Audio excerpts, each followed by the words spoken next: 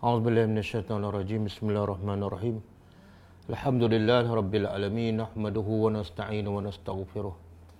Wa na'udzu billahi min shururi anfusina wa min sayyiati a'malina. May yahdihillahu fala mudilla lahu wa man yudlil fala hadiya lahu. Asyhadu an la ilaha illallah wahdahu la syarika lahu wa asyhadu anna Muhammadan abduhu wa rasuluh. Subhanaka la ilma lana illa ma 'allamtana innaka antal alimul hakim. Allahumma 'allimna ma yanfa'una wanfa'na bima 'allamtana wa zidna ilma. Allahumma ati anfusana taqwaha wa zakkiha anta khairu man zakkaha. Anta waliyuha wa maulaha. Rabbi yassir wa la tu'assir, Rabbi tammi bil khair, amma ba'du. InsyaAllah pagi ini kita sambung tadabbur surah Al-Insyiqaq. Kita sampai ayat yang ke-15.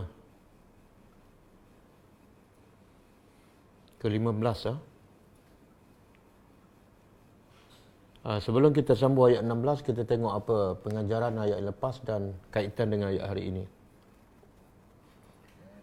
Ayat yang lepas, daripada ayat pertama sampai ayat 15, Allah nak bagi tahu tentang kebesarannya dengan cara Allah bagi tahu tentang ciptaannya. A'udzubillahi minasyaitonirrajim. Bismillahirrahmanirrahim. Idza as-samaa'u insyaqqat.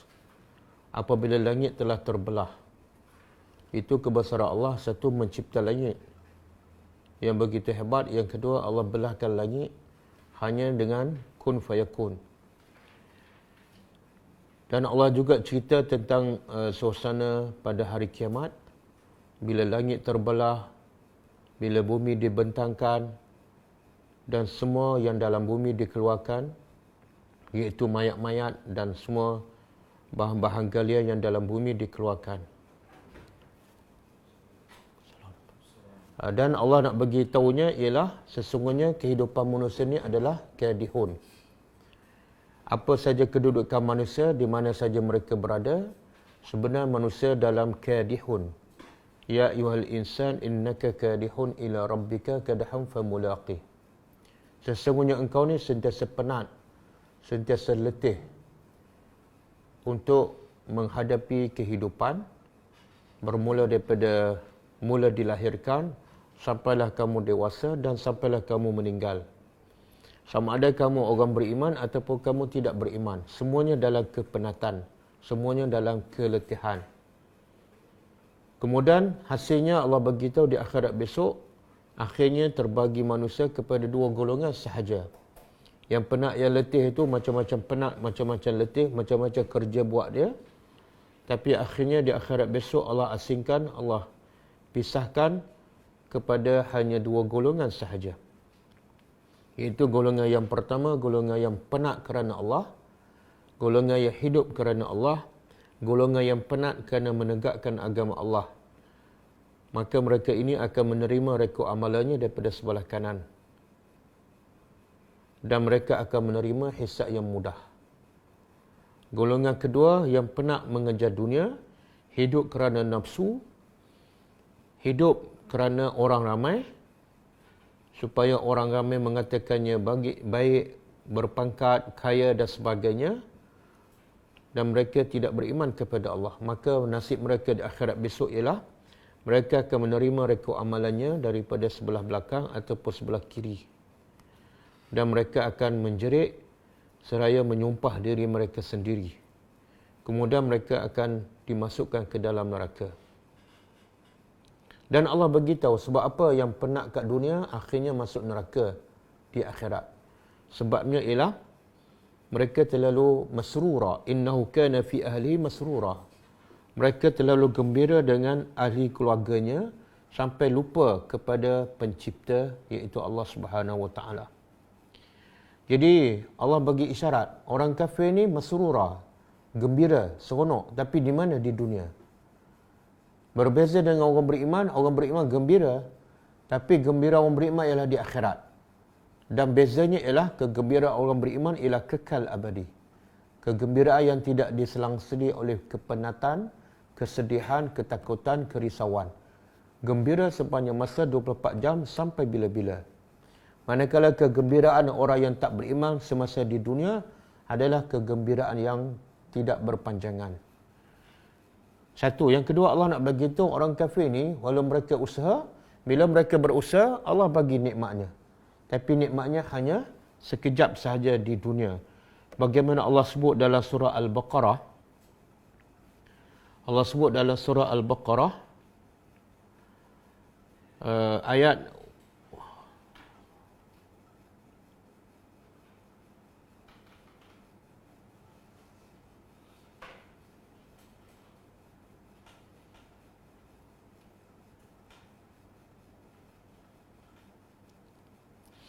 Surah Al-Baqarah ayat 126. 126 muka surat 19.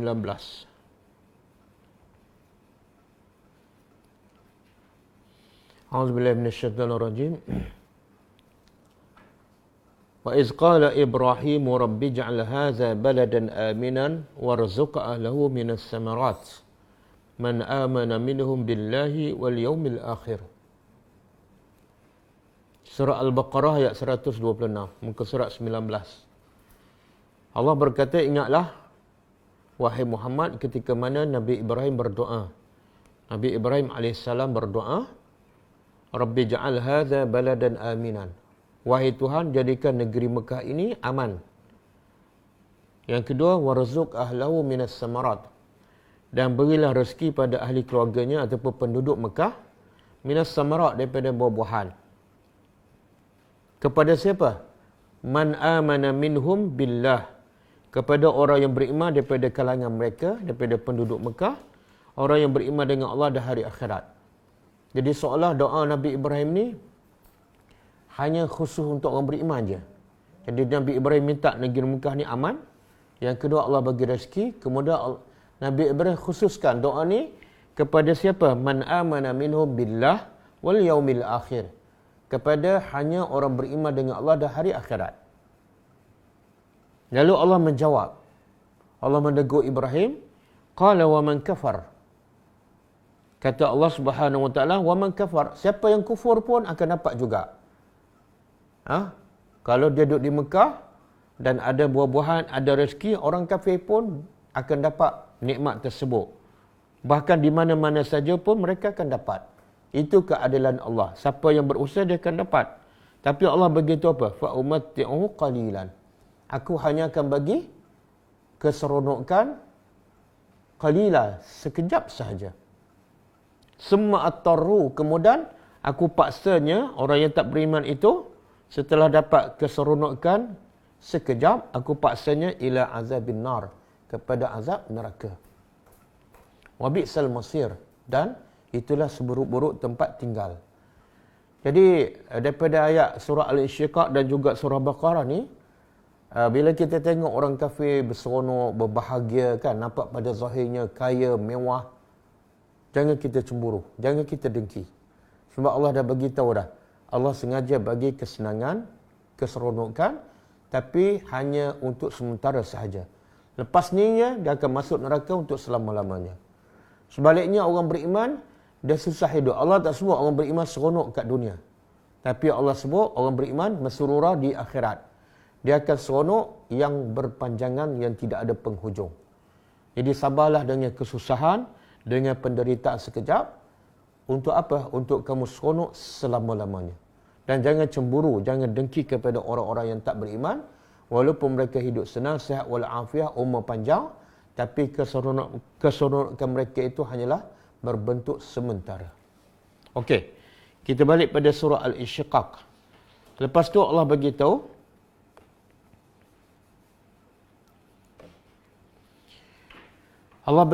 punca orang kafir ni seronok sekejap, lepas tu disumbat ke dalam neraka, ialah sebab mereka satu, terlalu tertipu dengan keseronokan dunia, dengan ahli keluarga, tak peduli daripada orang lain.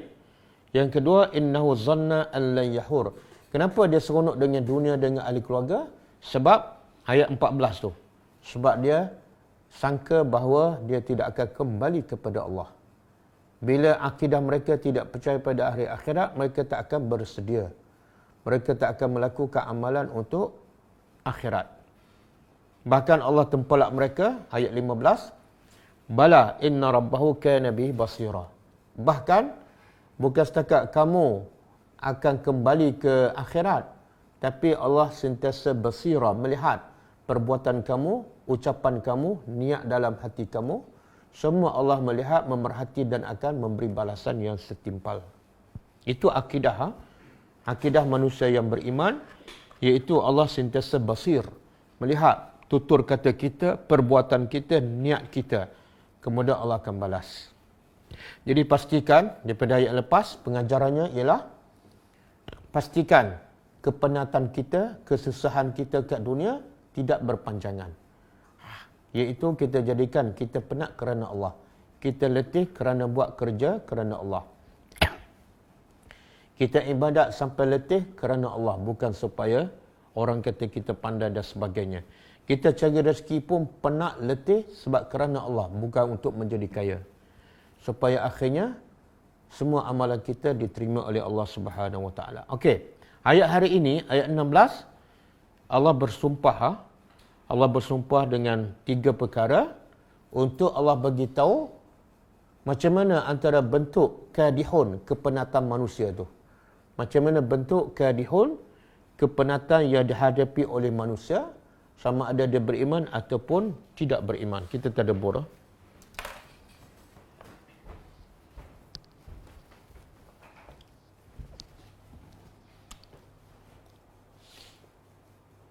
Okay, a'udzubillahi minasyaitonirrajim.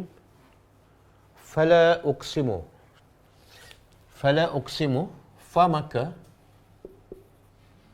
Lam ni, lam ada makna nafyun.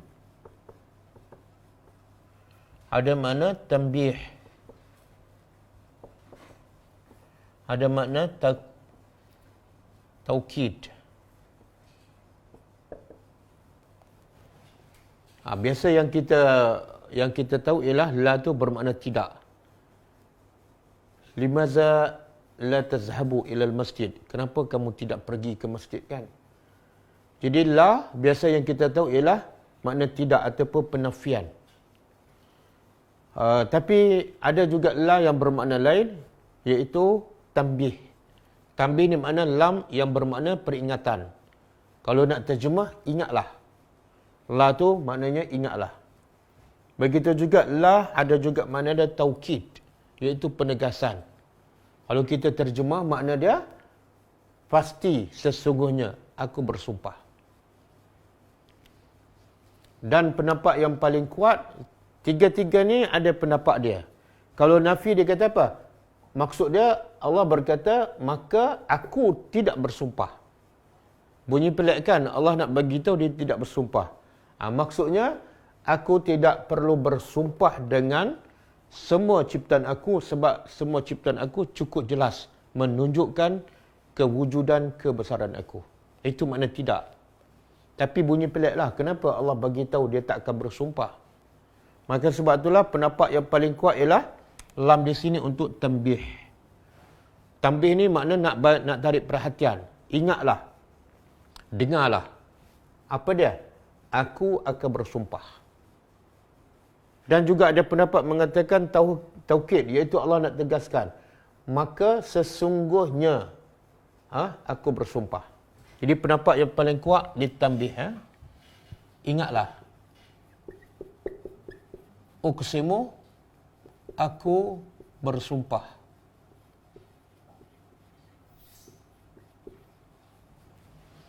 Okey, soalan, kenapa banyak ayat Al-Quran yang Allah bersumpah? Wad-duha, wal-fajri, wal-asri, wasyamsi. Kenapa Allah bersumpah? Allah banyak bersumpah dalam Al-Quran. Pertama, dia sebab dia Tuhan, dia berhak nak bersumpah dengan apa saja. Dia Tuhan. Kita sebagai hamba, sebagai makhluk tak boleh pertikaikan. Dan kita pula, sebab kita sebagai makhluk ataupun hamba, kita tidak ada hak nak bersumpah. Kecuali bersumpah dengan nama Allah sahaja. Wallahi. Dan kalau kita bersumpah dengan selain daripada Allah, hukumnya syirik. Contoh kita bersumpah demi bapakku, hukumnya syirik. Demi hartaku, hukumnya syirik. Tapi Allah boleh bersumpah dengan apa saja makhluknya. Kan? Okey. Satu. Yang kedua, kenapa Allah banyak bersumpah dalam Quran? Sebab dalam Allah bersumpah itu, Allah nak beritahu kebesaran dia. Allah nak perkenalkan dirinya. Melalui apa dah? Makhluk yang dia bersumpah. Wasyamsi, demi matahari. Yang menunjukkan kehebatan Allah.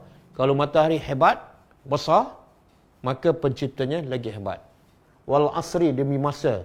Allah nak menunjukkan kehebatan Allah mencipta masa. Di sini Allah bersumpah dengan apa? Maka ingatlah aku bersumpah bisyafaq, dengan syafaq. Apa makna syafaq?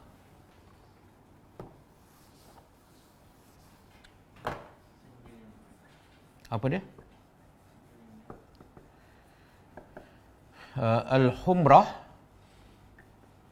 allati takunu ba'da ghurubi asy-syams ila dukhuli waqtil isya. Okey, maksud asy-syafaq ialah al-humrah. Al-humrah apa dia makna? Warna merah. Warna merah. Warna kemerahan allati takunu, yang berlaku selepas ghurubi syamsi, selepas matahari terbenam. Dah masuk maghrib tak? Okey. Sampai bila ni syafaq ni, waktu syafaq ataupun warna merah? Warna merah ni sampai bila? Ila dukhuli waqtil isya, sampai masuk waktu isya habis. Bila hilang dah warna merah, makna waktu isya dah masuk. Berapa lama ni? Lebih kurang 1 jam ataupun kurang daripada 1 jam. Jadi syafaq ialah bermula daripada masuk waktu maghrib sampailah masuk waktu isya berakhir.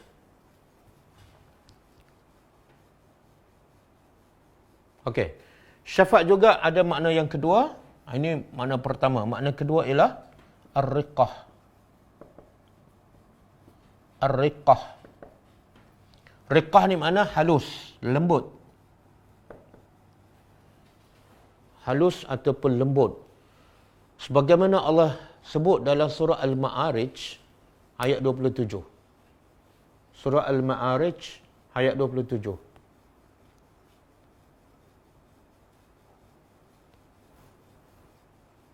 Okey, apa dia ayat tu?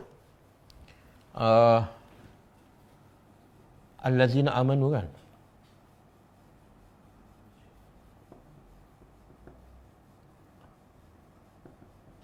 Allazina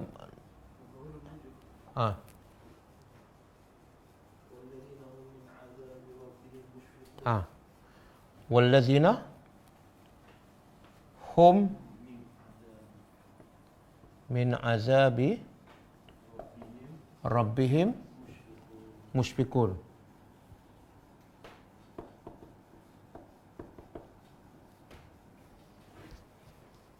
Jadi syafaq yang kedua makna ada riqah. Contohnya, riqah ni makna halus, lembut, sensitif, kan? Jadi contoh dalam Al-Quran surah Al-Ma'arij ayat 27. Allah kata apa? Wallazina hum min azabi rabbihim mushfiqun. Apa maksud dia? Dan orang-orang yang beriman, mereka terhadap azab Tuhan mereka, mereka mushfiqun. Mushfiqun daripada syafaq, iaitu hati mereka rasa halus, rasa sensitif dan takut pada azab Allah. Jadi mushfiqun daripada syafaq. Hati yang halus saja yang akan takut dan akan menangis bila memikirkan azab Allah Subhanahu wa taala.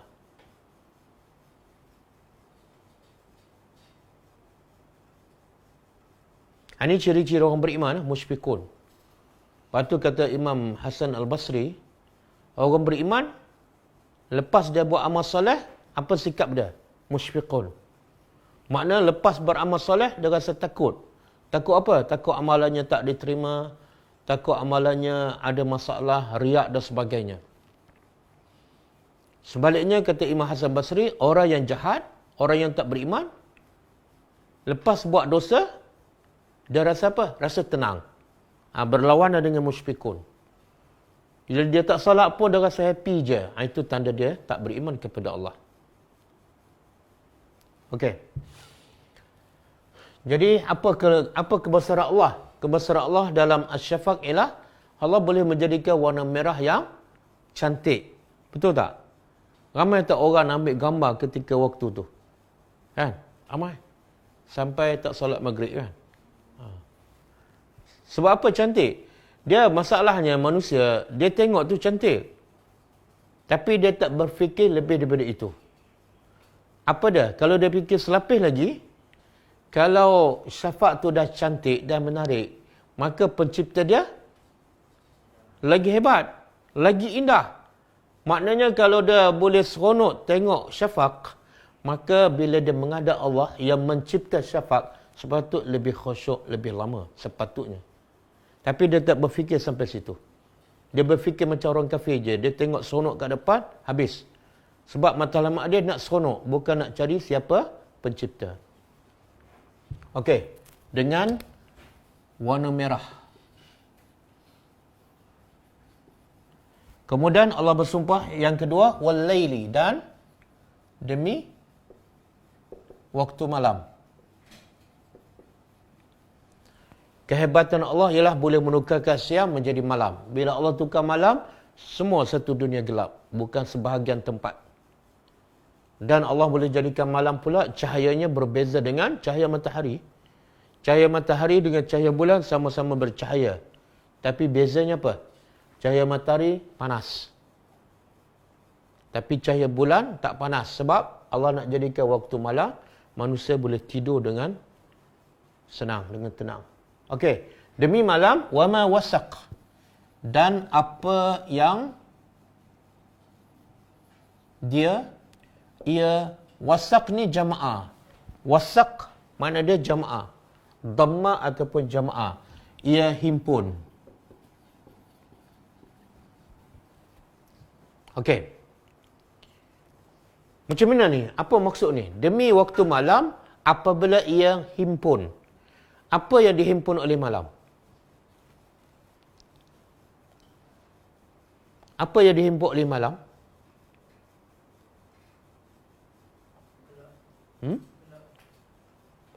Gelap dia tak himpun kan? Daripada kegelapan tu malam menghimpun. Sebab gelap terkumpul. Apa dia? Satu manusia berkumpul, berhimpun, masuk rumah. Untuk apa? Untuk tidur, untuk berehat. Yang kedua, bila masuk waktu malam, malam menghimpunkan apa? Binatang-binatang buas. Semua pakat keluar. Betul tak? Ada jenis binatang dia keluar bila? Waktu malam. Ular ke, tikus ke kan? Betul tak? Sebab tu Allah minta supaya kita berlindung dengan Allah daripada berbagai-bagai kejahatan. Antaranya kejahatan apa? Yang Allah suruh kita berlindung.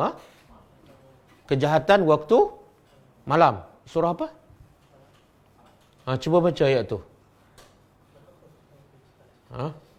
Tak, ayat yang ada, aku berlindung dengan Allah daripada kejahatan waktu malam.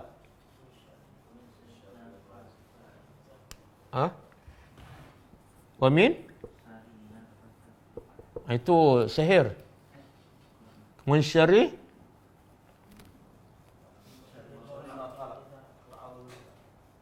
Tak, waktu malam, kejahatan waktu malam apa dah?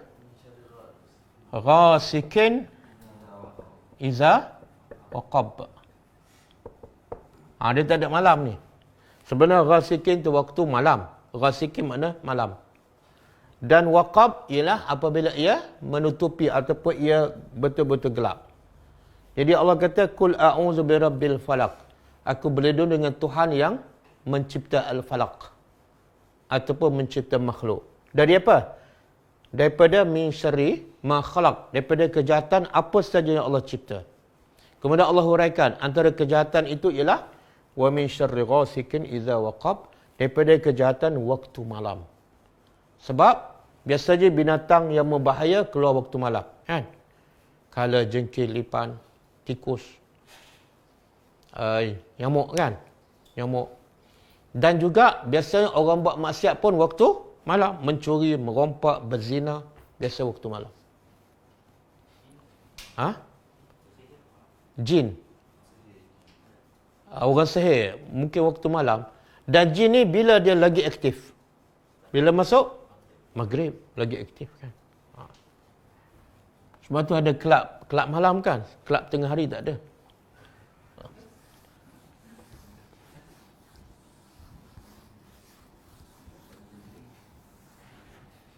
Okey. Kemudian wal qamar. Dan yang ketiga, ini sumpah yang pertama. Yang kedua malam, yang ketiga bulan. Wal qamar, dan demi bulan. Iza, apabila ittasak. Ittasak sebenarnya daripada perkataan wasak juga. Kalau wasak mana himpun, ittasak mana terkumpul. Terkumpul apa ni? Apabila ia terkumpul. Subhanallah, bahasa Al-Quran. Semua qaf. Bisyafaq, wa ma wasaq, iza tasaq, antabaq. Kan? Cantik. Dan makna dia lagi mendalam. Jadi apa maksud? Demi, Allah bersumpah yang ketiga, demi bulan apabila ia terkumpul. Terkumpul apa ni? Terkumpul cahayanya. Bila tu? Bila bulan terkumpul semua cahayanya? Bulan penuh. Bulan purnama. Dalam bahasa Arab dia panggil apa? Al-Badru. Al-Badru Al-Munir. Kan? Dia bulan ni banyak. Al-Qamar bulan. Al-Hilal. Hilal pun bulan juga. Tapi dia anak bulan. Kemudian Al-Badru pun bulan. Orang Melayu suka ni, baca ni. Tala'a Badru alaina kan? Apa maksud dia? Biasalah orang Melayu dia suka cakap Arab walaupun dia tak faham. Tala'al Badru alaina, telah muncul, telah terbit bulan. Iaitu bulan purnama ke atas kami. Siapa bulan tu? Bagi mereka Nabi Muhammad lah. Tapi sebenar, yang mengatakan bila Nabi sampai ke Madinah, orang Madinah berkumpul dan bernasyid dengan lagu tu semua tak sahih. Lagu tu tak ada tu. Saya tak tahu siapa yang mereka lagu tu. Jin ke manusia? Dia tak sahih. Tala'al Badru alaina. Tak sahih. Tak ada seorang pun sahabat yang menyanyi lagu tersebut. Okey, demi bulan apabila ia terkumpul. Makna bulan purnama. Cantik tak? Cantik. Dan juga menunjukkan kebesaran Allah. Daripada bulan kecil, anak bulan, semakin besar kan? Semakin besar.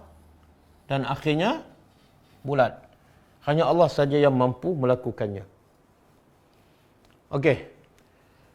Macam biasa, bila Allah bersumpah, Allah nak bagi tahu sesuatu.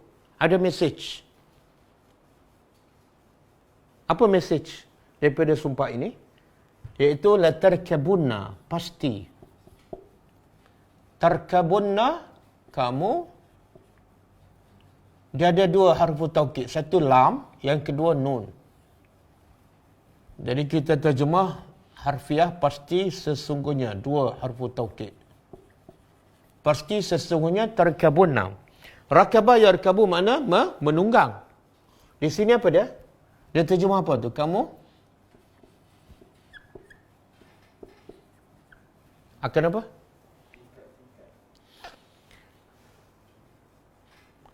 Dia kalau terjemah harfiah menunggang ataupun menaiki. Tapi kalau terjemah harfiah mungkin kita tak faham. Kita terjemah maksud dia iaitu kamu akan mengalami. Maksud dia pasti sesungguhnya kamu akan mengalami tabaqan hal ataupun keadaan. Hal ni bahasa Arab. Kalau terjemah Melayu, keadaan lah. Tapi biasa Melayu dia guna dua-dua. Hal keadaan saya sihat. tabaq, hal keadaan, antabaq. Apa dia? Tabaq makna sama, tabaqan dengan tabaqin makna dia sama. Selepas hal keadaan. Apa maksud ayat ni? Apa yang Allah nak bagi tahu? Benda ni pasti besar. Sebab apa? Sebab Allah bersumpah dengan 3 benda. Hanya nak bagi tahu yang ni. Latarkabunna tabaqan an tabaq. Apa yang Allah nak bagi tahu?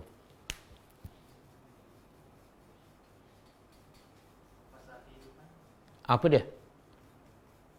Pasal kehidupan macam mana?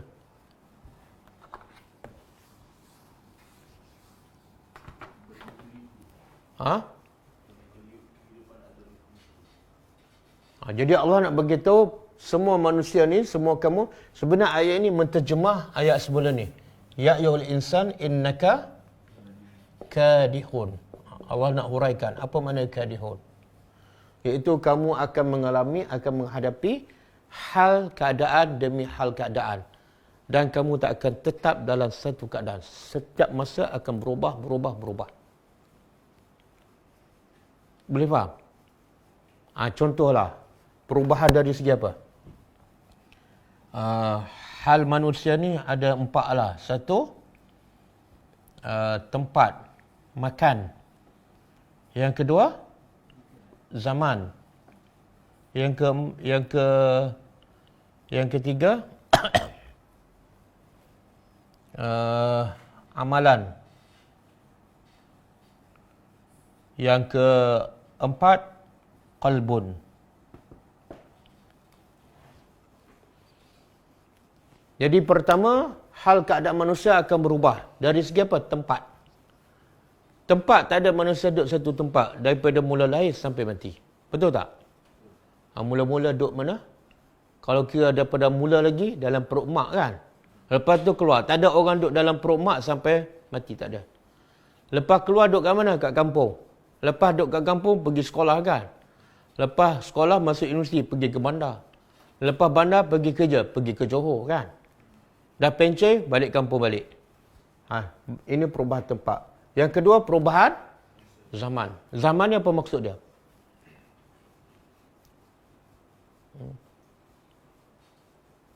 Apa maksud zaman?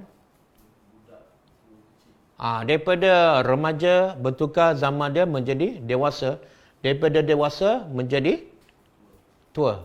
Allah sebut dalam surah Ar-Rum ayat 54 ke? Ayat 54. 54 ke 45? Allahu allazi khalaqakum min dha'fin. Kemudian summa ja'ala min ba'di dha'fin quwwah. Summa ja'ala min ba'di quwwatin dha'fan wa syaibah.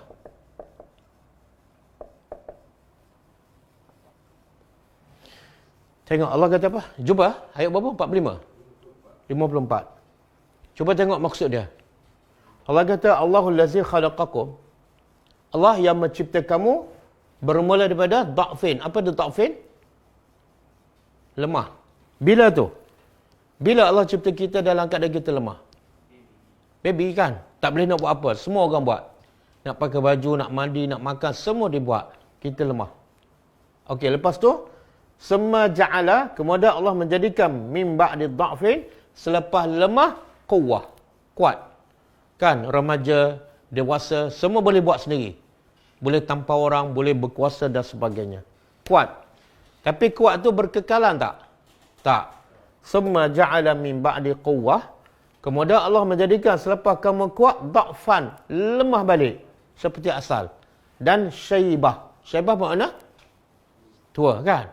Ada orang tua tu macam balik macam budak. Baju kena pakai pampers, nak makan kena suap kan? Menunjukkan apa tu? Satu menunjukkan manusia memang lemah.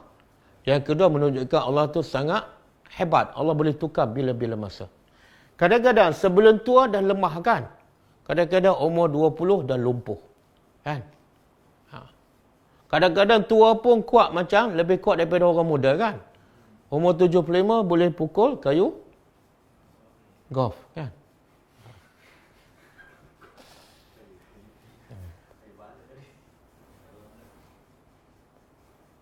Jadi dhaf, lemah, kuat, lemah balik. Jadi kalau kita tengok ni kehebatan Allah, sepatut kita tak perlu jangan sombong dengan Tuhan. Okey, ini perubahan dari segi apa ni? Zaman. Yang ketiga, tabaq, perubahan dari segi amalan. Kan? Kadang-kadang manusia buat amal soleh. Kan? Sampai satu masa, tak solat, buka aurat, mencuri, menipu. Orang yang sama. Berubah tak? Tabaq an tabaq. Kan? Kadang-kadang orang buat amalan yang jahat sepanjang hidup. Tapi last minute, bertukar. Melakukan amal soleh dan mati dalam keadaan beriman. Inilah maksud ayat ni. Tak ada satu pun keadaan yang kekal. Mesti bertukar. Dan hati. Perubahan dari segi hati apa dia? Pagi seronokkan. Tengah hari, panas barang dah. Malam, mengamuk. Pecah tingkap, pecah kereta kan. Tengah malam, tenang balik. Baru dalam satu hari. Kan? Hati mana? Kadang-kadang manusia mudah nak bersyukur kan. Bila baca Quran, mudah tersentuh. Kadang-kadang, baca Quran 30 juzuk, setitik air mata pun, ini perubahan qalbun. Kan? Okey, apa faedah Allah nak bagi tahu ni? Kita dah faham apa makna tarikabunna tabaqan an tabaq. Kita dah faham. Tapi apa faedah pada kita bila kita tahu ayat ni? Maksud ayat ni. Apa faedah? Pengajaran. Ada orang suka bertanya kaitan ayat ni dengan kaitan ayat sebelum. Kaitan surah ni dengan surah sebelum. Tapi dia tak ada pengajaran, tak ada faedah. Yang paling penting apa dia? Bukan kaitan ayat dengan ayat, tapi yang paling penting pengajaran setiap ayat tu. Jadi apa pengajaran dalam ayat 19 ni? Ada pengajaran tak? Ada. Ada sifat tak? Ada. Ada rahmat tak? Ada. Apa dia?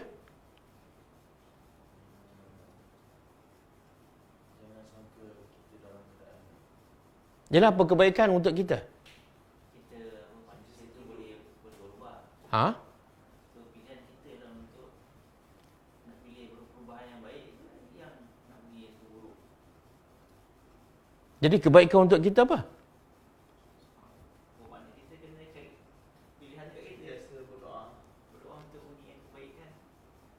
Tapi Allah kata keadaan manusia sentiasa berubah kan? Kita ada buat pilihan, tapi lepas ni Allah ubah pula. Boleh ubah balik? Ha? Boleh ubah lagi? Tak ada poin dia yang sangat-sangat penting. Dalam ayat ini ada syifa. Merawat segala masalah penyakit manusia. Kalau dia faham betul-betul ayat ni, dia akan sentiasa berfikiran positif. Tak ada benda yang tak baik. Semua jadi baik. Ha? Apa dia? Redha dan? Apa kaitan dengan ayat ni? Poin dia Allah kata apa? Keadaan kamu tak ada yang tetap. Akan berubah. Jadi apa kebaikan kita?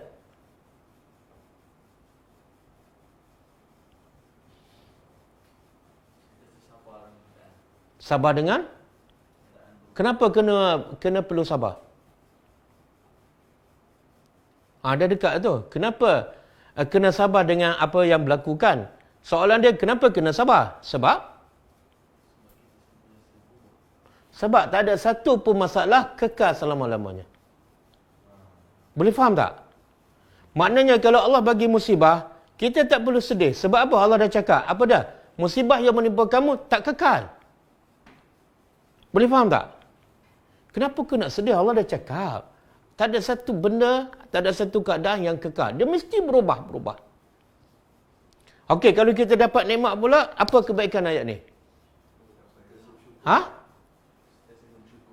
Tak, satu lagi.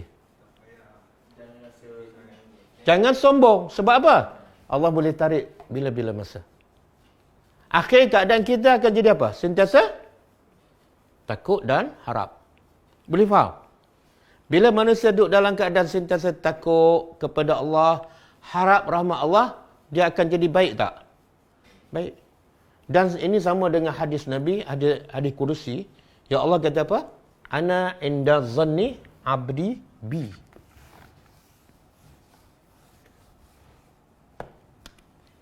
Ana inda zanni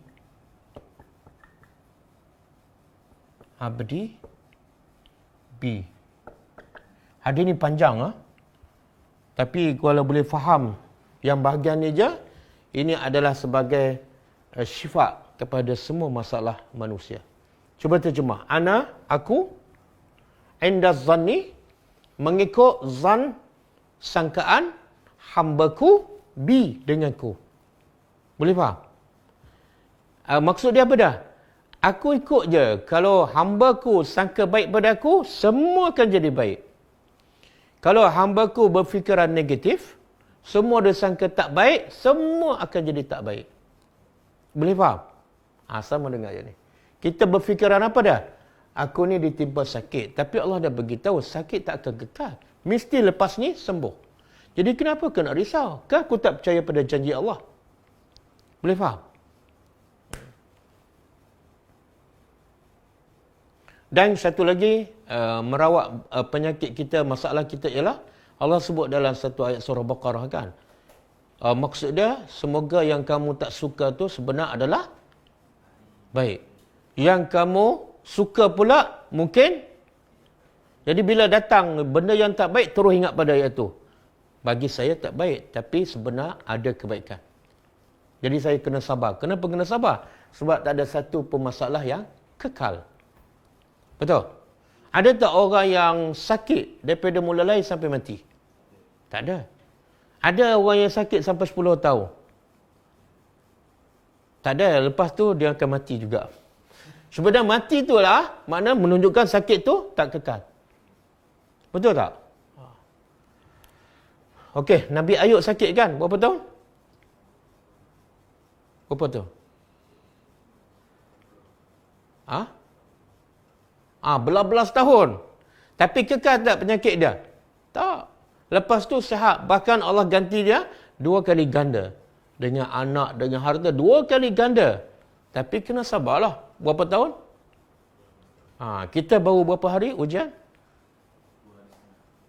Baru setahun. Baru setahun. Pandemik baru setahun kan? Sabar dah tapi bunyi macam-macam.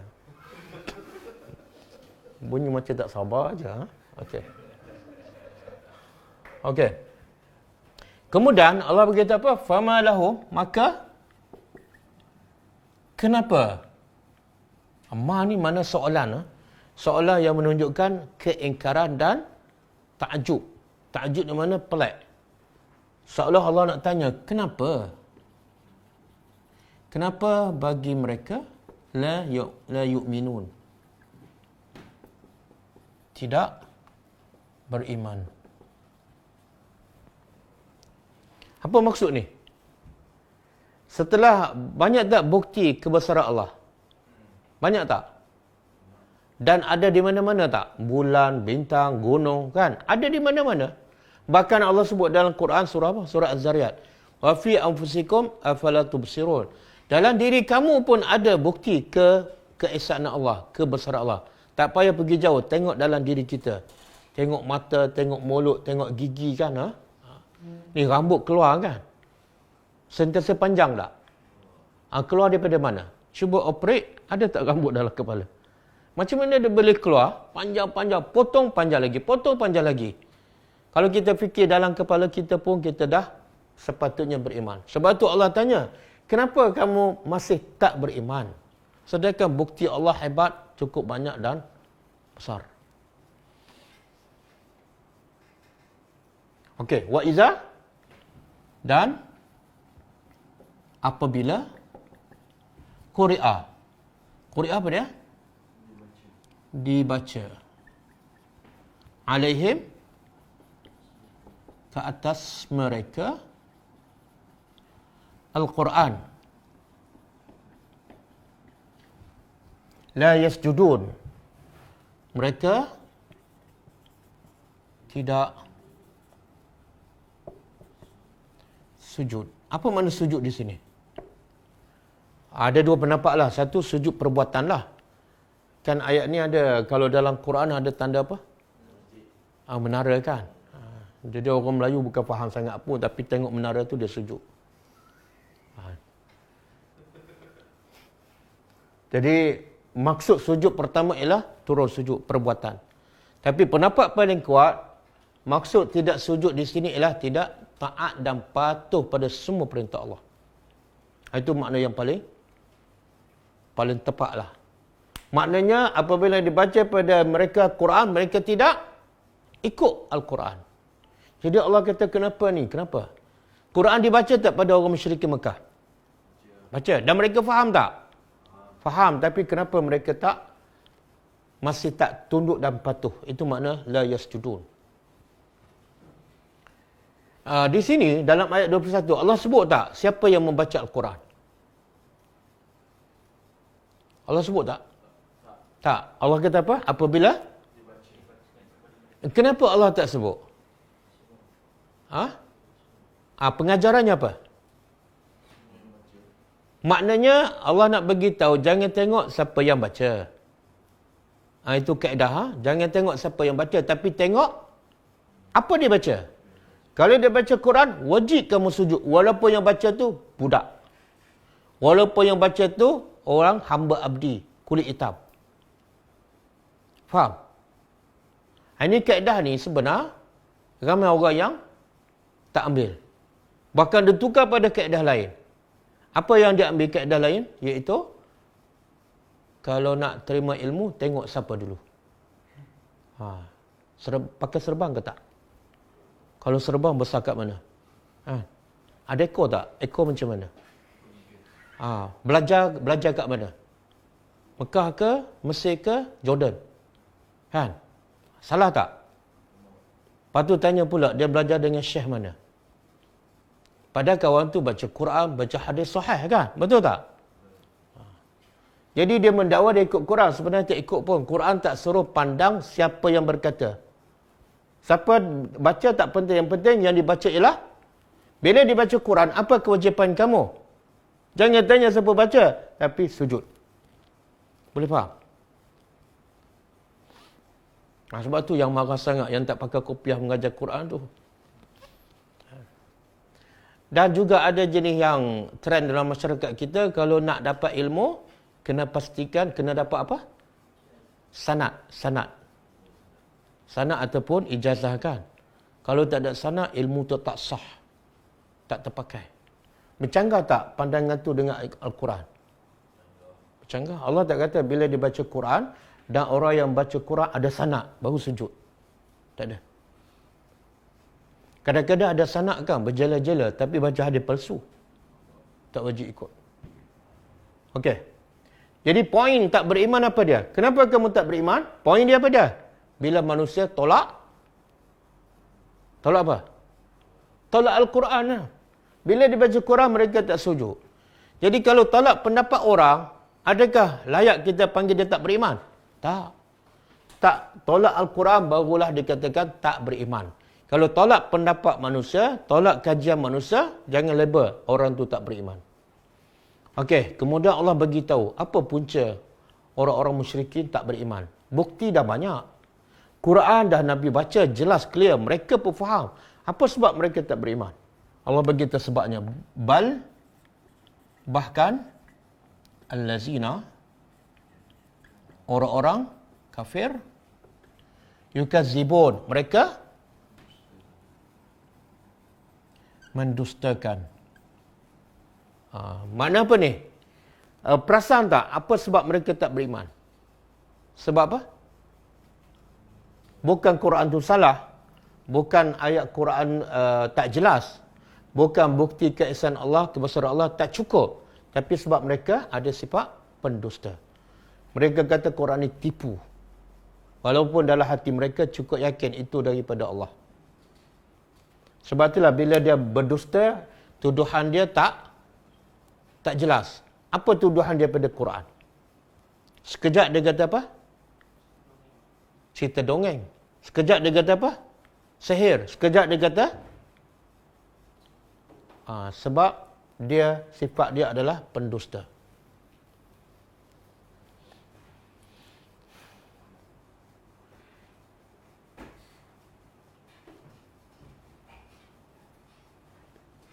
Okey. Berdusta. Kenapa dia dusta? Dia pertama tak beriman. Sebab tak beriman, tolak Al-Quran. Jelas, Sebab tak beriman, bukan tolak ulama', bukan tolak pendapat orang, tapi tolak Al-Quran. Kemudian dia tolak Quran pula sebab apa? Sifat dusta. Sekarang kita nak tahu, kenapa mereka mendustakan? Walaupun mereka faham, yakin Quran itu adalah benar. Quran itu bukan daripada Nabi Muhammad. Tapi kenapa mereka masih mendustakan? Dia ada dua sebab. Yukazibun ni.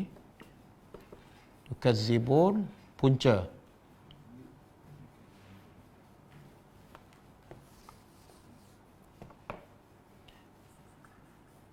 Sababu at-takzib. Sebab takzib satu, al-hasad. Yang kedua, khauf.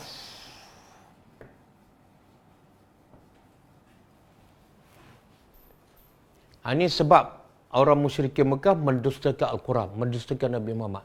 Dua sebab. Dan sebab ni akan sentiasa ada sampai bila-bila. Pertama, sebab dengki. Dia dengki apa ni? Dengki sebab Allah tak lantik mereka sebagai Nabi.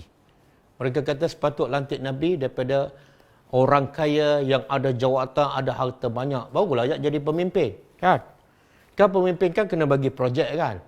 Ini Muhammad ni miskin, mana boleh jadi pemimpin. Kan? Jadi mereka dengki pada Muhammad. Yahudi ke, Nasrani ke, musyrikin Mekah, ini penyakit dengki. Dan sebenarnya inilah punca penyakit pertama pada manusia. Penyakit pertama. Bukan pada manusia saja, pada semua makhluk. Kan?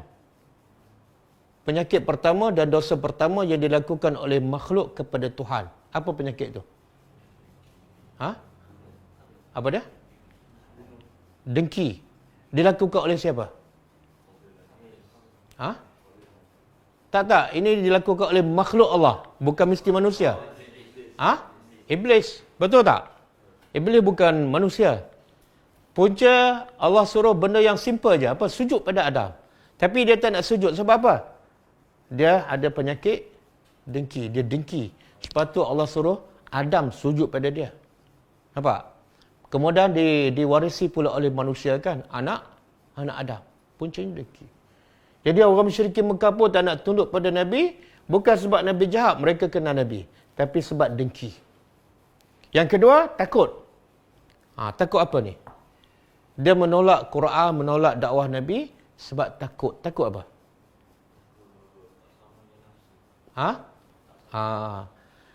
Bila Quran tu banyak berlawanan dengan nafsu dan dia ikut Quran, akan hilang apa? Hilang kedudukan, hilang pangkat, hilang nama. Sebab bila ikut Quran, dia kena duduk kat bawah.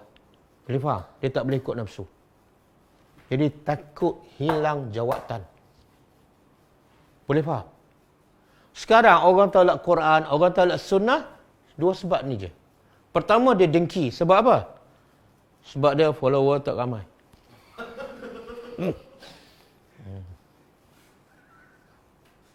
Semakin dapat di tempat dalam masyarakat kan, semakin berkembang. Betul tak? Dakwah sunnah semakin berkembang. Betul tak? Daripada dulu sampai sekarang. Itu je panas punggung. Yang kedua, dia takut apa? Dia ada jawatan. Bila dia biarkan orang yang bawa Quran dan sunnah ke depan, mungkin mereka satu masa, orang tak jemput langsung dah. Betul kan? Betul kan? Betul kan?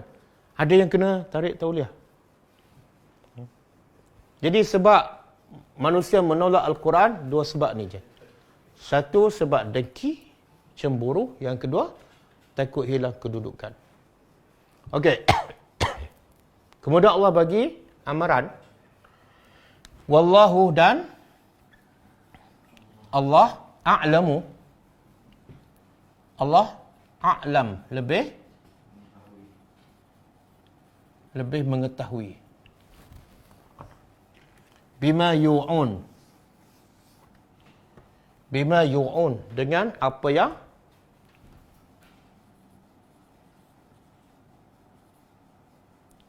yu'un? Mereka terjemah sembunyi ke? Dia kalau asalnya wahyu dia kumpul. Dia kumpul. Sembunyi pun kan wahyu dalam Islam, al-wahyul islami, kefahaman, kepekaan. Apa yang mereka kumpul ni? Allah tahu, Allah lebih tahu dengan apa yang mereka kumpul. Kumpul apa? Satu, niat yang buruk. Yang kedua, perkataan mereka yang mengutuk Islam, mencela Nabi. Dan yang ketiga, amalan mereka, perbuatan mereka. Jadi apa yang mereka kumpul iaitu satu, niat. Yang kedua, perkataan. Yang ketiga, amalan. Jadi Allah lebih tahu. Sebenarnya dalam ayat ni apa yang Allah nak bagi tahu? Apa message? Yang tersiratnya apa?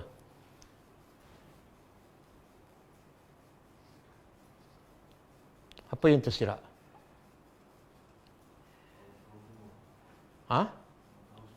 Tak, itu yang tersurat. Macam saya beritahu pada anak-anak saya kan. Abah tahu semua yang kamu buat. Sebenarnya apa message yang saya nak bagi tahu? Berhati-hati bila nak buat apa-apa. Sebab aku tahu. Jadi Allah nak bagi amaran kepada orang yang tak beriman. Kamu nak buat apa silakan. Tapi aku tahu semua. Tak ada satu pun tak akan yang terlepas. Mungkin orang tak tahu kan. Kamu seorang tahu. Tapi aku tahu. Dan Allah tahu dengan kita tahu beza tak? Beza. Apa beza dia? Kita kadang-kadang sekadar tahu je lah. Tapi tak boleh buat apa kan. Tapi kalau Allah tahu, Allah boleh hukum, Allah boleh campak dalam neraka. Dan kita tak boleh buat apa. Jadi Allah bukan sekadar tahu, tapi Allah akan balas dengan adil. Okey, kemudian fabasyirhum, maka berilah. Basyir ni daripada busyra. Busyra makna apa? Berita gembira. Berilah berita gembira kepada mereka. Kepada siapa ni? Ni orang yang yukazibun, orang yang kafir dan yukazibun. Orang kafir dan mendustakan ayat Allah, ada tak berita gembira bagi mereka? Ada tak? Tapi ayat Allah kata, Allah perintah pada Nabi, tolong bagi tahu berita gembira pada ni, pendusta-pendusta. Apa berita gembira? Bi'azabin alim, dengan azab yang pedih. Kenapa Allah guna perkataan basyir? Sedangkan benda tu bukan gembira pun. Satu azab kan. Azab ni menyakitkan, menyeksakan, menyedihkan. Kenapa Allah guna berita gembira? Sebagai apa? Perli. Kenapa Allah nak perli? Ada faedah tak kalau perli mereka ni? Ada faedah tak? Takkan Allah buat benda yang tak ada faedah? Ini Allah ni. Allah perli.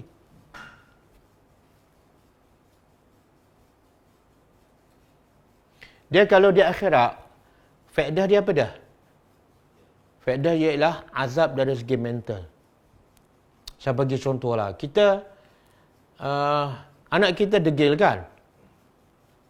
Kita nak watan dia, tapi kita kata apa? Nak, datang sini. Ayah nak bagi berita gembira. Apa perasaan dia masa tu? Suka kan? Tiba-tiba kita keluar rotan. Macam mana perasaan dia?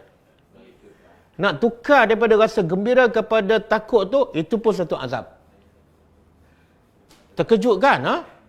Berbeza dengan kita kata daripada awal lagi, ayah nak rotan, dia dah ready dah.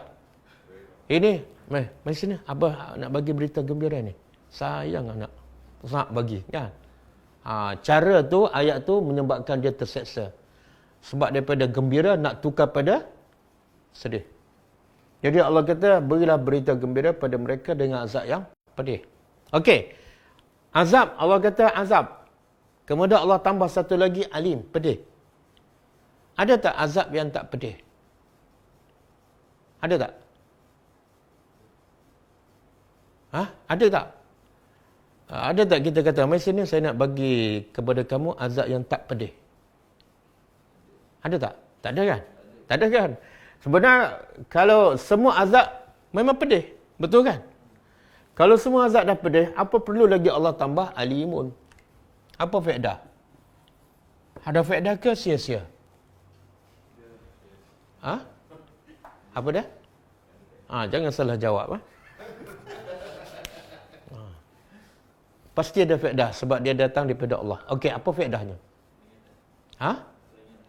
Peringatan dengan azab dah cukup dah. Dengan azab dah cukup dah. Kita tahu tak, bila Allah sebut azab, apa makna dia? Bukan penjara 20 tahun. Kena bakar dalam api kan. Api pula panas 69 kali ganda. Kemudian bakar sampai kulit hangus dan ditukar kulit baru. Setiap kali hangus, tukar baru. Ya. Kita dah tahu dah. Tapi apa faedah ditambah alim? Apa dia? Kesian apa? Kalau kesian katalah azab khafif, azab ringan je. Kan? Apa dia?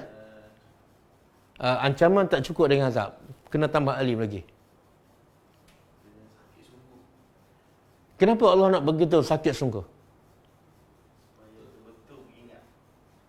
Kenapa Allah nak manusia elakkan?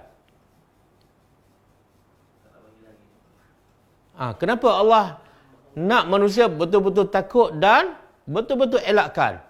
Sebab rahmat Allah. Rahmat Allah. Kalau begitu azab ringan, manusia tak berapa takut. Akhirnya manusia buat dosa, kena azab. Jadi Allah nak betul-betul manusia rasa takut. Allah tambah lagi satu perkataan alim. Azab yang pedih supaya manusia, tapi bagi siapa ni? Yang tadabbur lah. Yang tak tadabbur, tak rasa apa-apa ni. Dia hanya betulkan tajuk azab bin, ini ikhfa ni, azab bin alim. Kan? Tak rasa apa-apa. Betul kan? Saya bagi contoh lah. Kita kalau kita nak takut anak kita, abah nak rotan, dia tak takut. Sebab kita sayang pada dia, kita tambah satu perkataan. Abah, kalau kamu tak dengar cakap, abah nak rotan sampai pecah rotan. Faham tak? Dia lagi takut kan? Walaupun kata-kata kita menakutkan dia, tapi sebenarnya itulah tanda kita sayang pada dia. Dengan perkataan yang lagi menakutkan, dia lagi elak. Betul? Itu tadabbur. Azab ni dah pedih, tapi Allah tambah satu lagi, alimun. Sangat-sangat menyakitkan. Okey. Illa di sini kena faham. Bukan makna kecuali. Bukan makna kecuali. Kalau terjemah kecuali, makna dia tempang. Tapi illa di sini makna dia tetapi. Tetapi. Apa dia? Okey, kalau illa terjemah kecuali macam ni, cuba perhati. Orang-orang kafir, mereka mendustakan. Dan Allah tahu semua perbuatan mereka. Dan berilah berita gembira kepada mereka dengan azab yang pedih, kecuali orang beriman. Kalau sebut kecuali, mana orang beriman termasuk orang kafir dan orang yang yukazibun. Cuma tak diazab je. Kalau terjemah kecuali. Dia panggil apa ni? Munqati'. Istisna munqati'. Tapi kalau terjemah tetapi, mana orang beriman tak termasuk dalam kumpulan orang yang berdusta. Jadi kalau dusta, hasilnya apa? Azab bin alim. Akan tetapi, kalau kamu beriman, illal ladzina amanu, kecuali orang-orang amanu. Mereka beriman.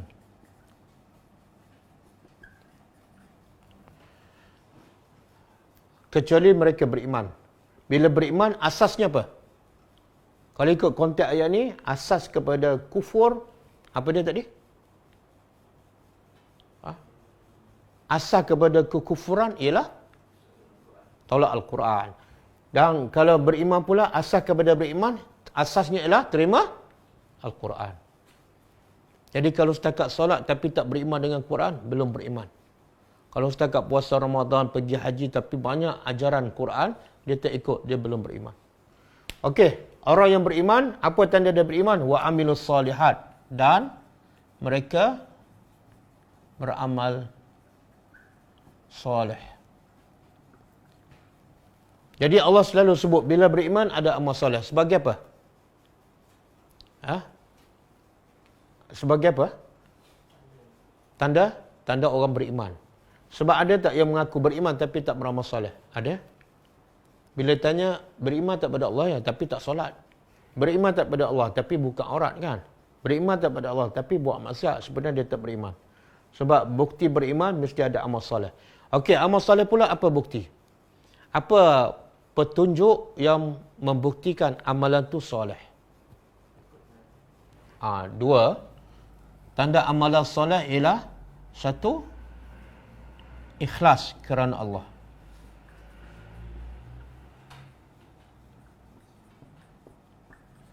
Yang kedua, ikut Nabi. Ikut Nabi.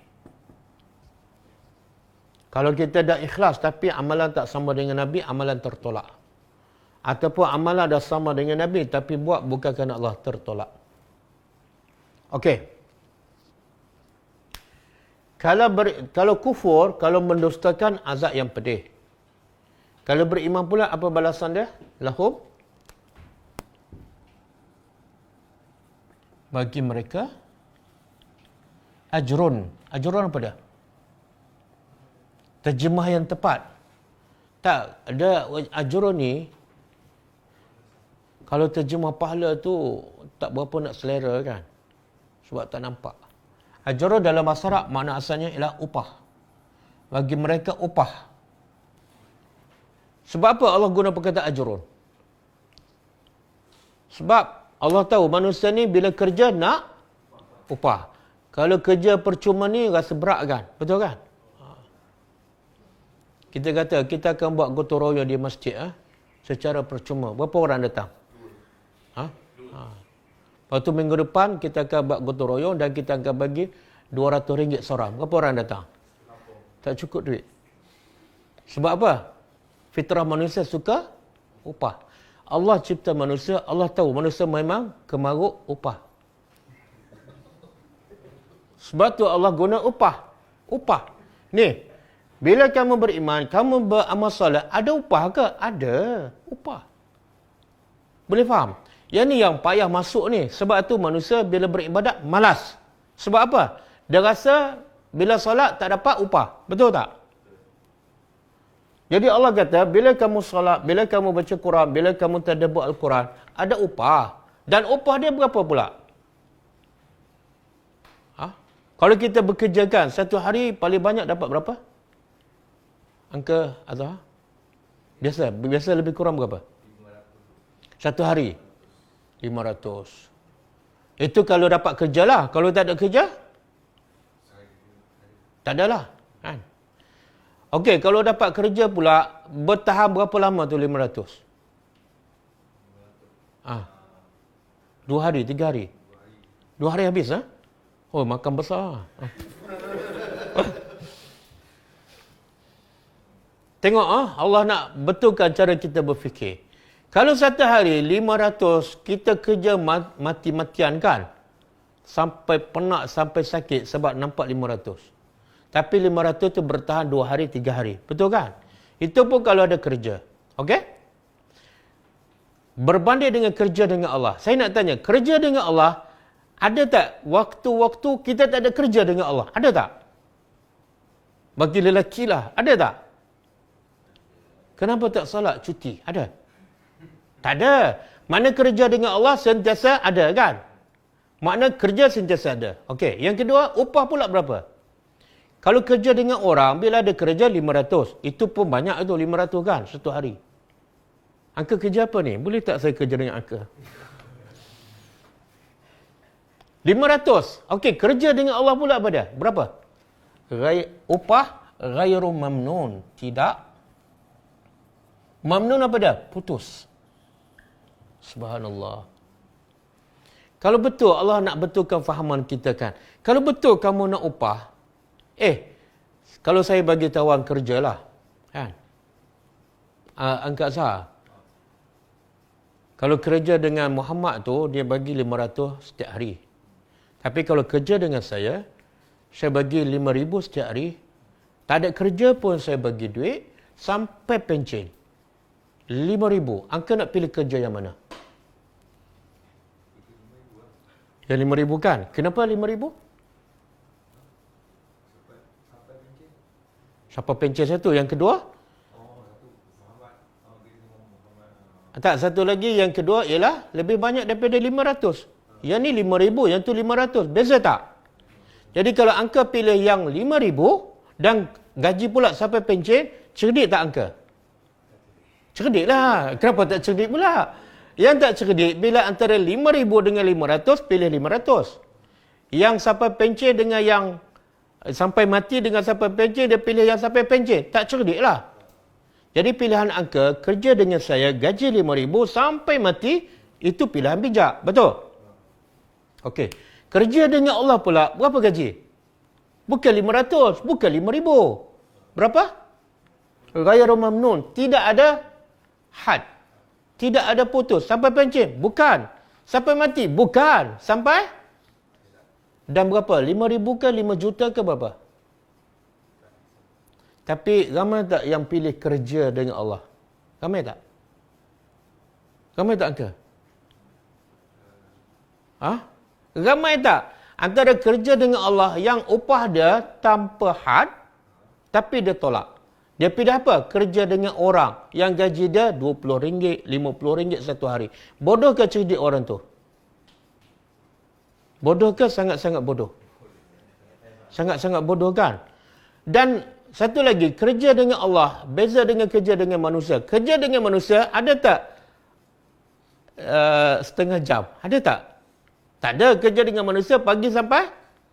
Kerja dengan Allah berapa? Berapa minit? Salat 5 waktu kan? Baca Quran, zikir pagi petang. Betul tak? Tutup aurat. Tapi gaji dia tanpa had. Sampai bila? Sampai akhirat. Akhirnya manusia tetap pilih kerja dengan manusia yang kerjanya lama, gajinya sikit, penat, letih dan tak bahagia. Bodoh tak manusia? Bodoh. Bodoh. Berapa kali bodoh? Banyak kali bodoh kan? Kerja dengan Allah, beramal soleh, upah tanpa had. Ini tak masuk dalam kepala dia. Betul tak? Berapa ramai yang cari kerja untuk RM20, RM30, tinggal solat kerja dengan Allah. Tinggal gaji yang tanpa had.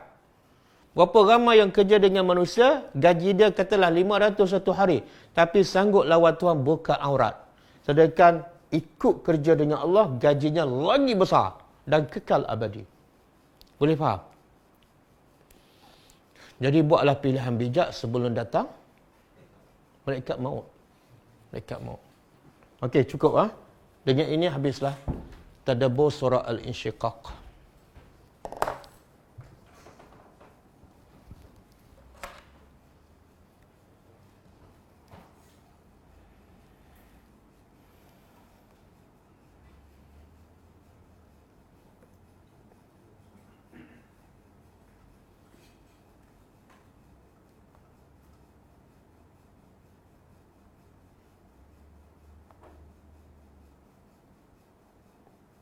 Sedangkan ikut kerja dengan Allah, gajinya luas.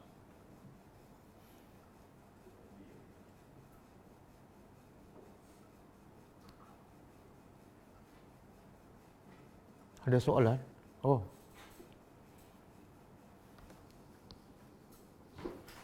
Yang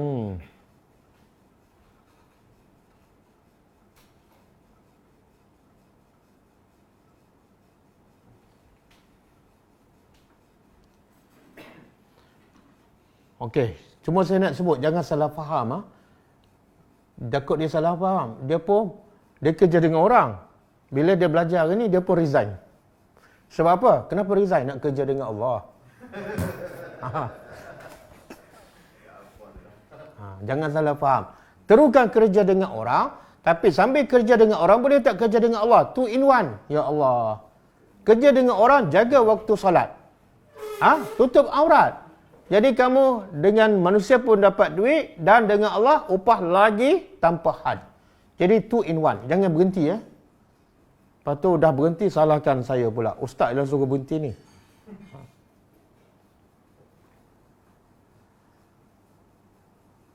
Buku kita hadis 40 semua sahih ke Ustaz? Sahih. Boleh tanya soalan yang berkaitan dengan surah Al-Insyiqaq? Jangan lari daripada tajuk.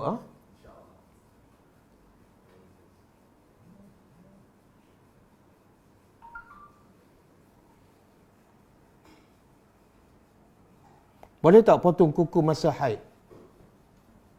Dia kuku boleh potong bila ada kuku dan bila panjang. Walaupun waktu haid.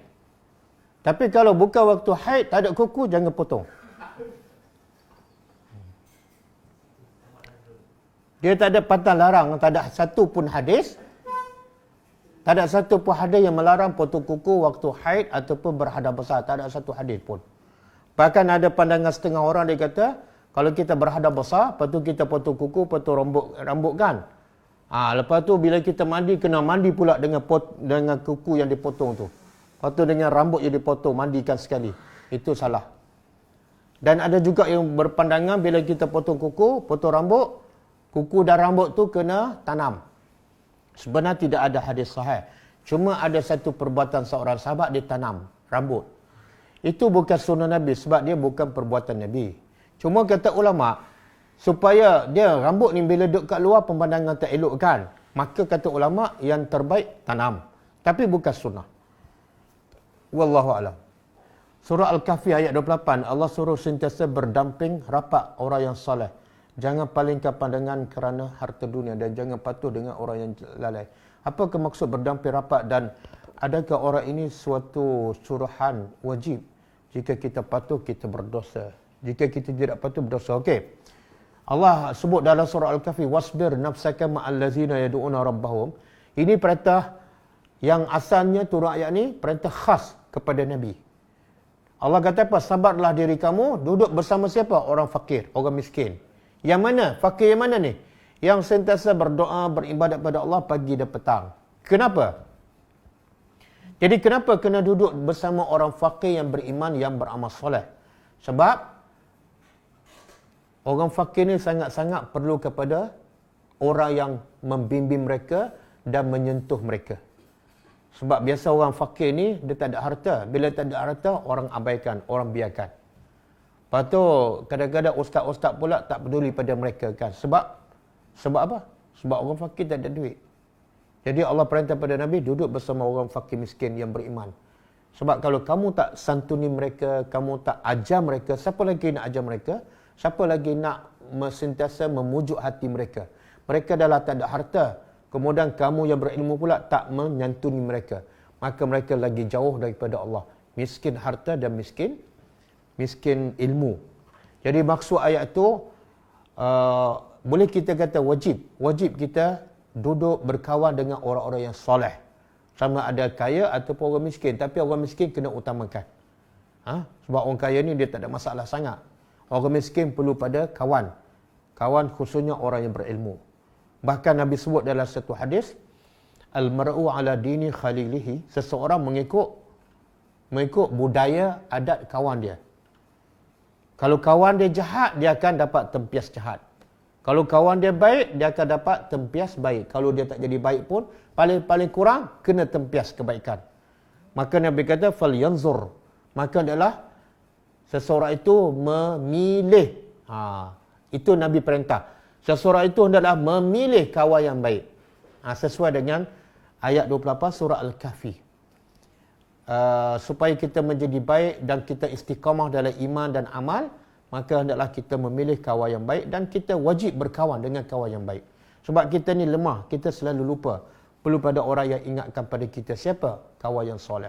Wallahu a'lam.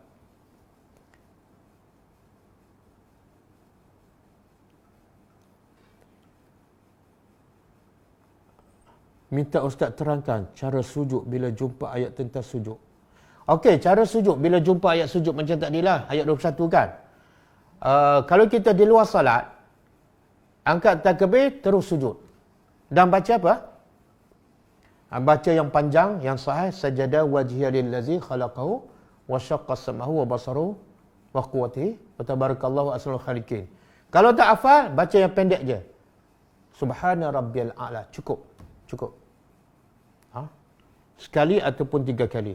Kemudian, bila bangun, tak payah angkat takbir dah. Bangun terus. Habis macam tu, tak payah angkat takbir dan tak payah bagi salam. Okey? Itu kalau sujud bila di luar solat. Tapi kalau sujud dalam solat, masa nak sujud, takbir. Masa bangun daripada sujud pun, takbir. Bila tu? Bila kita sujud tilawah di dalam solat.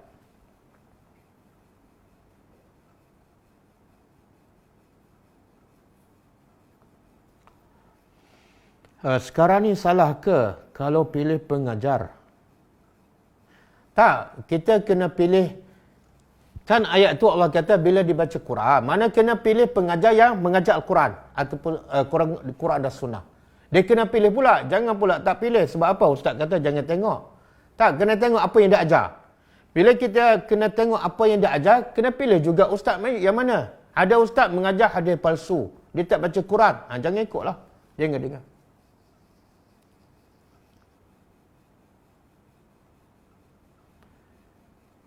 Jangan nilai ustaz kepada apa? Image dia. Kan? Pakaian, serban besar ke, panjang ke, pendek ke, tak. Tengok apa yang dia ajar. Sekarang ni salah ke kalau pilih pengajar? Tak, kita kena pilih pengajar yang mengajar Al-Quran dan Sunnah hadis sahih. Dan juga pendapat ulama yang muktabar. Minta huraikan dengan lebih dalam. Apa itu mengerjakan kebajikan? Mengajarkan kebajikan dalam, kalau ikut ayat ni, mengajarkan amal salah. Iaitu, semua amal yang Allah suka, yang Allah reda, maka dia termasuk amal soleh. Dia termasuk amal kebajikan. Ataupun lebih tepat tu, ialah ibadatlah. Apa makna ibadat? Semua yang Allah suka, semua yang Allah reda, maka dia adalah amal kebajikan. Kadang-kadang kita buat amal kebaikan yang Allah suka, tapi kita tak beriman pada Allah. Allah tak suka. Ramai orang kafir buat amal kebajikan, tapi dia tak beriman pada Allah. Allah tak suka. Sebab asas amal kebaikan ialah mesti beriman kepada Allah Subhanahu wa taala.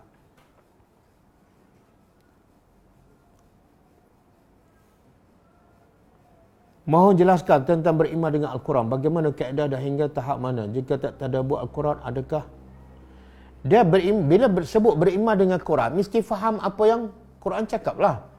Mana boleh kita beriman dengan buku matematik tapi tak belajar pun. Kan? Kita beriman dengan buku sejarah tapi tak belajar pun buku tu.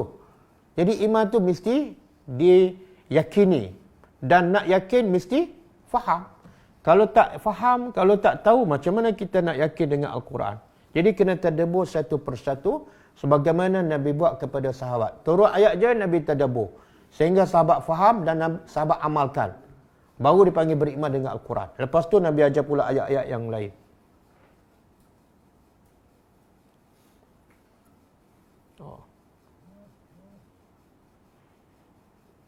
Ustaz, maksudnya amal soleh semata-mata bukan penentu seseorang itu benar-benar beriman. Bagaimana kalau kita masih belum habis tadabbur dan belum sempurna? Tak ada masalah. Kalau kita dalam proses belajar dan belum habis, tak ada masalah. Tak ada ayat pun ataupun hadis ke yang mengatakan syarat nak masuk syurga mesti tadabbur 30 juzuk. Tak ada. Bahkan sahabat-sahabat ramai yang mati dalam keadaan beriman sebelum mereka habis tadabbur 30 juzuk. Kenapa? Sebab masa mereka meninggal, Quran belum lengkap 30 juzuk. Tak ada masalah. Tak ada masalah. Yang penting apa dah?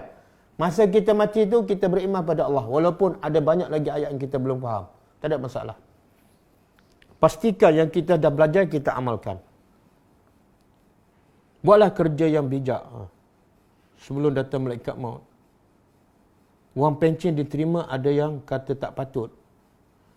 Wang pencen yang diterima ada yang kata yang tak patut. Siapa yang kata tak patut, tak payah ambil lah. Siapa yang kata patut, ambil lah. Saya dah ada pencen. Saya ada pencen di akhirat, saya dah ambil. Itu patut bagi orang beriman. Wang pencen yang paling mahal ialah pahala di akhirat besok. Maknanya Ustaz, bila jumpa tanda sujud dalam Quran, contoh dalam surah sejarah, tak perlu sujud. Tak. Bila jumpa ayat yang ada menara, gambar menara, sebenarnya ada 14 tempat semua. Apa hukum dia? Wajib ke sunat? Hukumnya sunat. Dalilnya ialah Sayyidina Umar Ibn Khattab, ada satu ketika dia baca ayat yang ada sujud sejadah hari Jumaat. Dia sujud. Ada ketika dia baca ayat yang sama, surah yang sama, dia tak sujud. Bila sahabat tanya, kenapa kamu tak sujud, wahai Amirul Mukminin? Dia kata, sujud ini bukan perkara yang wajib. Itu dalil yang paling kuat lah. Tetapi jangan pula tak sujud, sebab hukumnya sunat. Apa makna sunat? Kalau buat dapat pahala, kalau tak buat, Ustaz, Umar tak buat. Umar ahli syurga dah, kamu tak ada jaminan ahli syurga. Berebutlah pahala.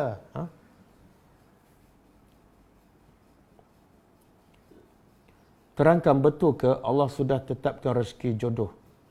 Allah tetapkan rezeki, tapi jodoh tak disebut. Jodoh pilihan kita. Dia macam ni.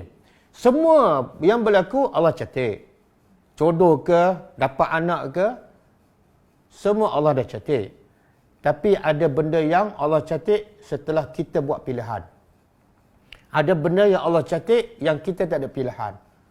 Contoh Allah catat kita sebagai lelaki. Kan? Dah catat dah dari mahfuz. Tapi kita ada pilihan tak? Tak ada. Allah catat kita umur 50 tahun. Lepas tu kena penyakit kanser. Kita ada pilihan. Jadi yang Allah catat yang kita tak ada pilihan, jangan risau. Kita tak akan berdosa. Kita tak akan berdosa. Bahkan kalau kita sabar dengan yang Allah catat yang kita tak ada pilihan, kita dapat pahala. Yang kedua, yang Allah catat yang kita ada pilihan. Setelah diberi pilihan pada kita, kita pun pilih macam ni, Allah Maha mengetahui. Belum berlaku Allah dah tahu kita nak pilih. Yang tu Allah catat.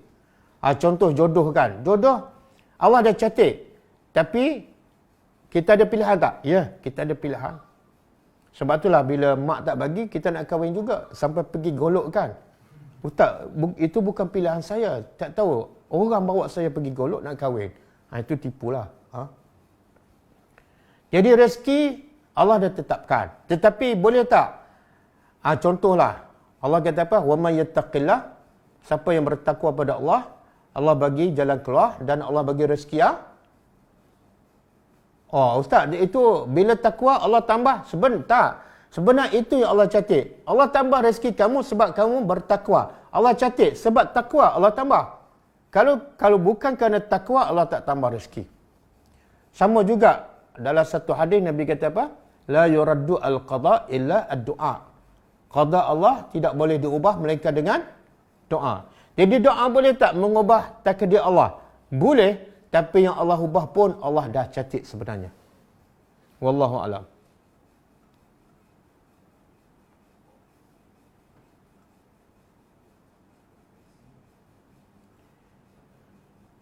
Bolehkah kita sentiasa istighfar dalam keadaan seperti sedang bersukan, seperti main tenis, bola sepak?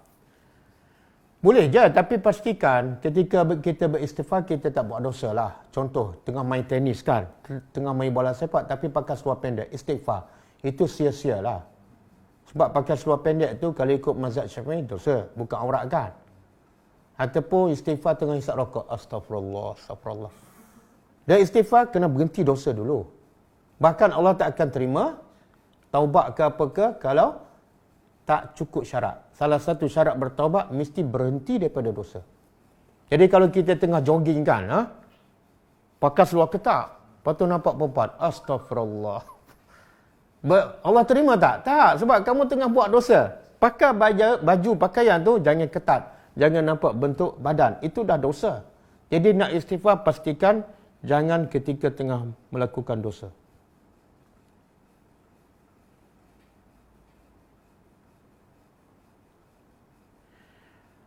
Maksud syaitan tu apa? Syaitan saya dah jelaskan. Syaitan makna dia daripada perkataan syatuna, iaitu makna jauh.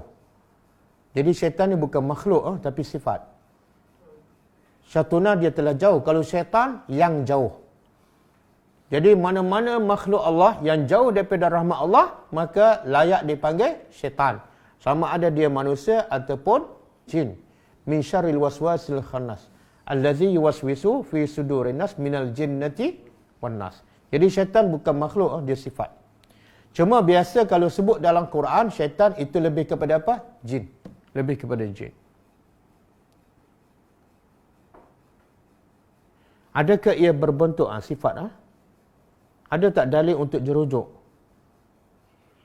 Assalamualaikum. Macam mana para sahabat sangat sabar dan redha dengan ujian, kesakitan dan lain-lain. Malahan mereka risau jika mereka tidak ada ujian. Tak, dia sebenar soalan ni macam tak patut ditanyalah. Bagaimana para sahabat sabar dalam menghadapi ujian? Sebenarnya Allah dah sebutkan, la yukallifullahu nafsan illa. Allah tak akan bebankan seseorang melainkan apa yang dia mampu. Jadi Allah bagi ujian pada sahabat, sahabat mampu. Dan Allah tak bagi ujian pada kita sebagaimana ujian pada sahabat. Sebab apa? Sebab iman kita nipis. Kita tak mampu. Jadi jangan risau, jangan fikir pasal sahabat. Tapi fikirlah, ujian aku ni, kenapa aku tak boleh sabar? Sedangkan Allah dah beritahu ujian tu setiap orang memang mampu menanggungnya. Kalau aku tak sabar, bukan sebab ujian tu berat. Tapi sebab iman aku nipis. Dan kekuatan para sahabat apa dia? Kekuatan para sahabat ialah mereka dekat dengan Al-Quran. Baca Quran, tadabbur, ikut. Baca Quran, tadabbur, ikut. Dan mereka, hidup mereka kerana Allah. Hidup mereka untuk agama Allah. Itu kekuatan mereka. Tak ada matlamat dunia, tak ada cinta dunia.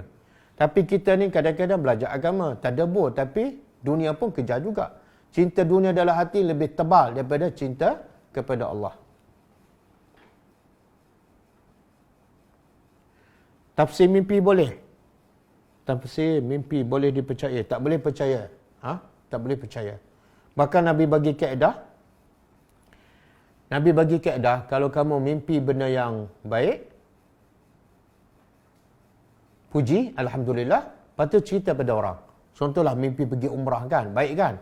Boleh cerita pada orang, semoga ia menjadi kenyataan.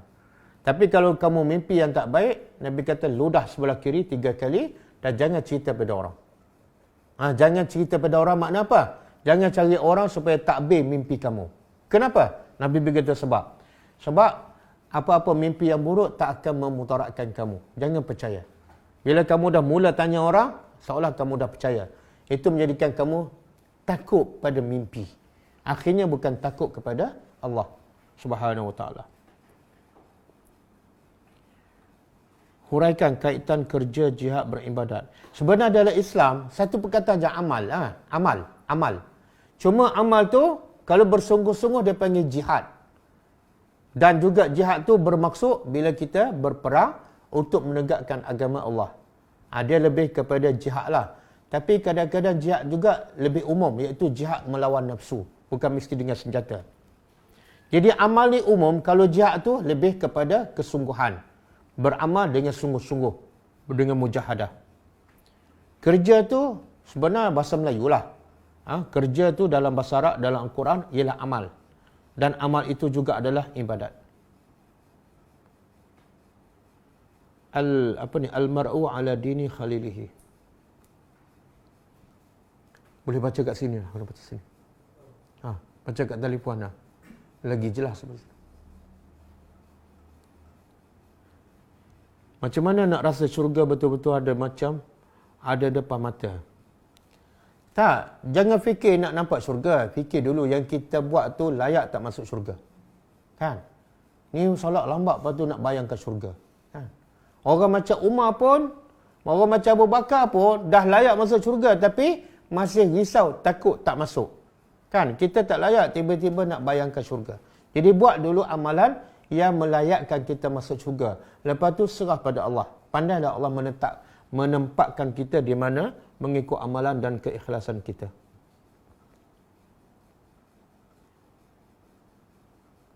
Okey. Dah tak ada soalan? Apakah ada kaitan ayat dengan tanda tajwid seperti menara dan juga pengajar ayat? Tak ada. Menara tu hanya sebagai tanda tempat tu disunatkan sujud. Dan dia letakkan menara tu sebab apa? Untuk siapa tu? Menara tu, tanda menara sebagai tanda tempat sujud. Untuk siapa? Untuk orang yang tak faham. Sebab zaman Nabi semua tu tak ada. Bahkan Quran yang tertulis pun tak lengkap. Tapi bila baca ayat tu mereka faham, mereka automatik sujud.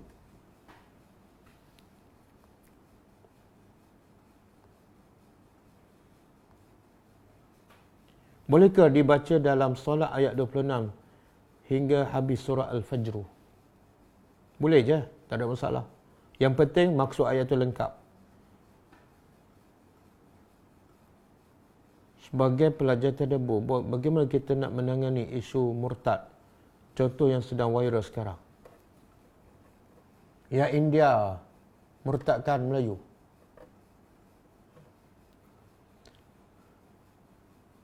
Tak, bagi saya lah. Kita jangan memerangi isu murtad selagi mana kita tak berdakwah. Sebab punca ramai yang murtad sebab apa? Sebab dakwah tak tersebar, dakwah tak sampai pada mereka. Sebab itulah Nabi dah buat kerja dakwah habis-habisan, 24 jam setiap hari. Tiba-tiba ada, lepas Nabi wafat ada orang murtad kan? Abu Bakar perangi. Jadi perangi murtad setelah kerja dakwah berjalan. Tapi sekarang, kita tak berdakwah pun kepada India pun tak, kepada China pun tak. Tiba-tiba dengar orang murtad kita melenting. Sedangkan orang Melayu pun ramai yang murtad tapi tak isytihar. Kan? Bukan seorang, bukan 100 orang, mungkin dah beribu-ribu. Contohnya bila mereka tak solatkan, tinggal solat dengan sengaja. Kadang-kadang sejak lahir sampai ketua tak solat. Sebenarnya itu dah mungkin menjadikan mereka dah murtad. Tapi kita tak kecoh. Kadang-kadang saudara mara kita pun. Sebab apa kita tak kecoh? Sebab kita sendiri pun tak ada ilmu. Kita tak tahu bahawa tinggal salat pun boleh menjadikan orang tu dah murtad. Jadi, kuatkan usaha dakwah kita. Sebarkan dakwah ke merata tempat. Biarlah mereka faham Islam yang sebenar. Bila nak murtad pula, itu kita nak murtad juga kita serah pada pihak berkuasa. Kita tak boleh buat apa.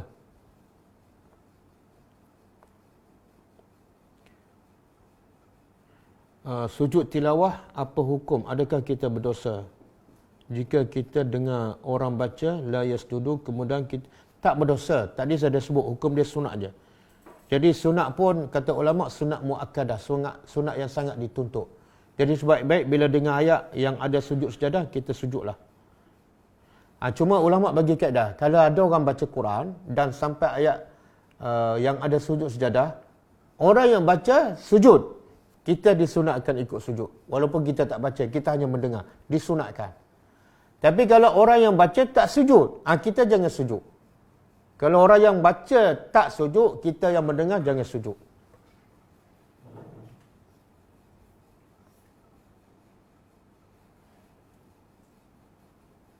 Okey, cukup lah.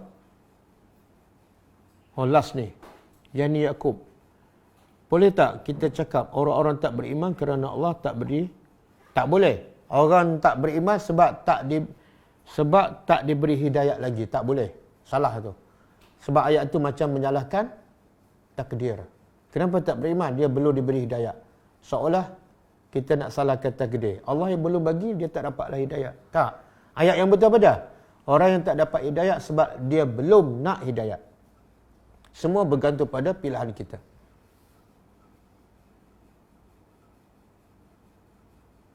Okey, cukup lah.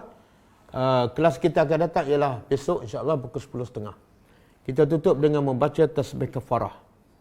Subhanakallahumma wa bihamdika asyhadu an la ilaha illa anta astaghfiruka wa atubu ilaik. Assalamualaikum warahmatullahi wabarakatuh.